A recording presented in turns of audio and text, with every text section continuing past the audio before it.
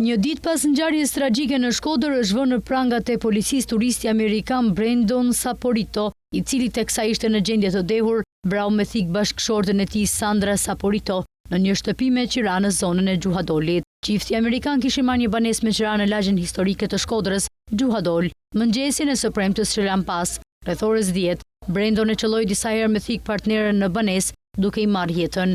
Dyshohet se autori i dyshuar i krimit në gjendje të dehur ka goditur 54 vjeçaren me thik dhe më pas ka tentuar t'i jap fund jetës në kushte të tronditjes psikologjike duke prerë damarët. Mësohet se çifti turistëve ndodheshin në Shqipëri prej 5 ditësh. Nga profili në Facebook i autorit, shihet se ka ndarë në Rinas më 27 mars, ndërsa në foton e publikuar Sandra Saporito shkruan se kanë bërritur shëndoshë mirë në Tiranë dhe ndodhen të ulur në ambientet e një bar kafeje. Ato ishin nisur në drejtim të Shqipërisë nga aeroporti Miamit në datën 26 mars. Ndërkohë, motivat e krimit mbeten të paqarta. Policia bën të ditur se grupi hetimor po punon për zbardhjen e ngjarjes.